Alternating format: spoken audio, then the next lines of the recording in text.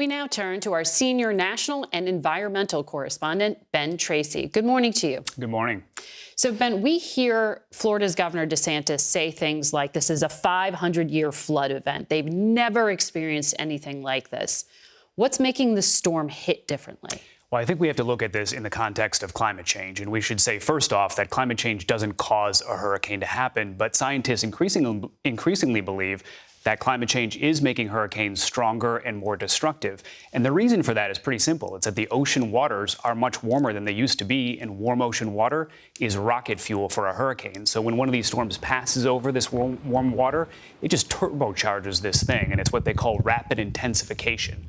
And we're seeing this more often. They actually believe since 2017, we've had about 30 storms that have rapidly intensified right before they hit the coast. And that's a huge issue for people in these coastal communities because they don't have as much time to prepare for that. And in addition to all of that, climate change is making the atmosphere warmer, and that means there's more water. So there's more rain when these storms hit, and that leads to flooding.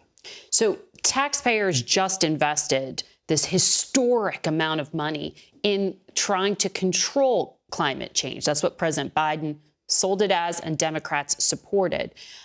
You also have FEMA sending a record $3.5 billion to states to help lessen disaster impact.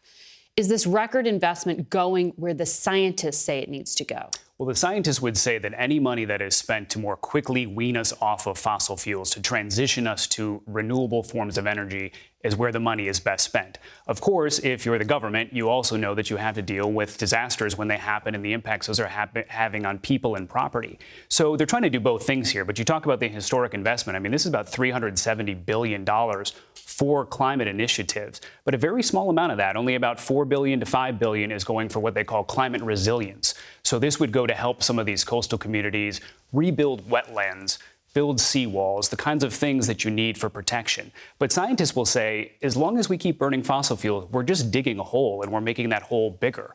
So that's where the money needs to be spent. That's why you hear a lot about some of the renewable energy provisions of this, the electric car credits, the things that we can do in our own homes to stop using fossil fuels.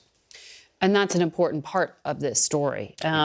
But again, immediate versus long term. Exactly. And you're going to see projects all over this country where they're building massive infrastructure projects to try to defend the coast. But the one thing most people never want to talk about is a phenomenon called managed retreat. And this is not something Americans like to hear, but it's this issue of, should we be rebuilding in these areas that are prone to get hit over and over again? And at what point does that just become financially irresponsible if you can't get insurance in these areas? So you then have people who lose their homes, their businesses, and they're just left flat broke.